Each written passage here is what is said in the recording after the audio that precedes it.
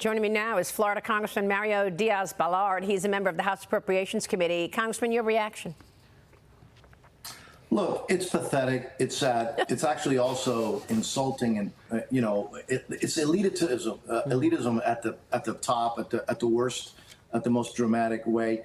The reason the vote went the way it was is because of the policies of Harris and Biden. Because the woke has been destructive. Because the Green New Steel, which only benefits China, has been destructive. Because socialism bankrupts every place that it goes. That's why the vote was so dramatic. And in Miami-Dade County, by the way, Latinos understand what socialism is all about. We've seen this before. We smell it. We can and we hear the rhetoric. But it's not only Miami-Dade County. Maria, you saw what happened on the border, right? In Starr County, for example. I mean, it's amazing to me how uninformed these people in the media appear to be. I mean, can you not recognize the impact of a wide open border, even though you've probably reported the murders of American citizens at the hands of illegal migrants? Do you not understand the reckless spending and how it led to 40-year high inflation impacting so many people, including the Latino community? Where do they get misogyny? I mean, it's amazing to me. Well, that they don't take it back to policy. That the policies. Exactly, yeah. But you just heard, Morning Joe, and he's over there saying that it's misogyny. I mean, what planet is he on? Maria, because otherwise they have to admit, which they can't do, that all of their policies, everything they've been advocating for, everything that they believe in, is not only wrong, it's destructive, and the American people reject it. So they have to find some crazy thing to blame it on.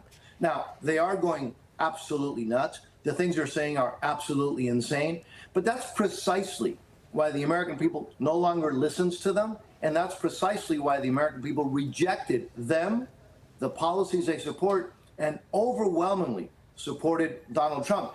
And if you look at in the state of Florida, in particular Miami-Dade County, it was a Republican sweep from top to bottom because it's precisely rejecting these falsehoods, these lies, and those who pitch those lies, who, by the way, will never be able to accept that they are dead wrong. And I would have to tell you, I have to be respectful, but they're either total idiots or it's a lot worse than that. Todd. Congressman, I'm a New York sports fan, so I'm not allowed to have unbridled optimism. So I'm going to take you on a trip to negative town here. Assuming that you win control of the House, you'll have all three chambers. You'll be in good shape, right? Are you worried, based upon these threats that you're hearing from the mainstream media, from your Kathy Hochul's, your Letitia James, that somehow the Democrats and the far left are going to use the administrative state to destroy Trump's agenda? Or does Trump know D.C., does Trump know the system so well that that is not going to be the case in his now second term?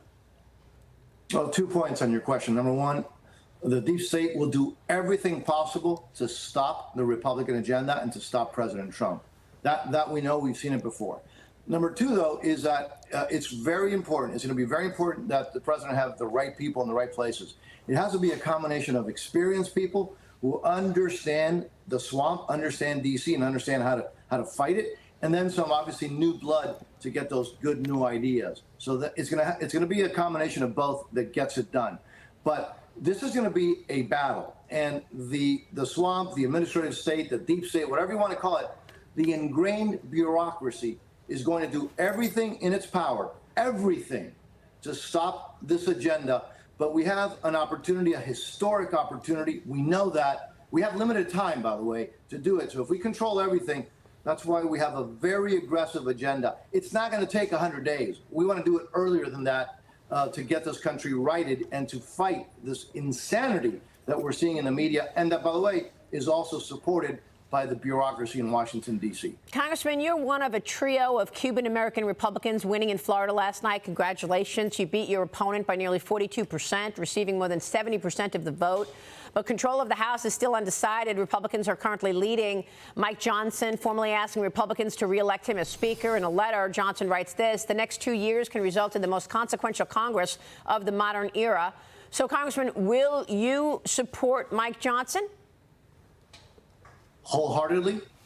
This is a person who has worked his has just put all his heart, his energy, his soul into defeating the left and leading the Republicans in the House. He's a great leader. He's a humble leader. He is the right person at the right time, the right person to work with President Trump and a Republican Senate. So I think we're in really good hands with Mike Johnson. So what about the control of the House? What are you expecting there? We've still got a few seats that we're waiting. Of course, Republicans are on the lead right now, but what are you expecting, how this plays out? It's going to be very tight. It's going to be very close, but I'm optimistic. I have a hard time believing that folks that voted massively for Trump, for President Trump, are going to then want to put people in there that don't support his agenda. But it's, we have very tight races and very difficult districts, but we also have phenomenal candidates, either incumbents or those who are trying to take out Democratic incumbents. We have great candidates, and that makes all the difference. You have to have good candidates. We have them. Obviously, the best candidate that we've had is leading the top of the ticket, led the top of the ticket, and will be the next president, and that's President Trump. Mm-hmm. And what policy changes do you want to see in the first 100 days? So many. Look, number one, we have to secure the border. That's the first thing we have to do. Number two, energy independence, which will help bring down costs, which will help our national security, which will create millions of jobs. We have regulation, by the way. We have to stop and reverse all these crazy new regulations of the Biden-Harris administration. And we have to make permanent the Trump tax cuts. If that doesn't happen, we're looking at a massive tax increase. So our agenda is aggressive. We know how to get it done. We have the right leadership in place. Obviously, we need to have the control of the House as well to be able to use this procedure, right? Reconciliation. Otherwise, everything requires 60 votes in the Senate. But I'm optimistic that the American people will also give us the control of the House. Okay, we'll leave it there. Congressman, good to see you. We'll be watching. Thanks so much. Always a pleasure. Mario Diaz Balart.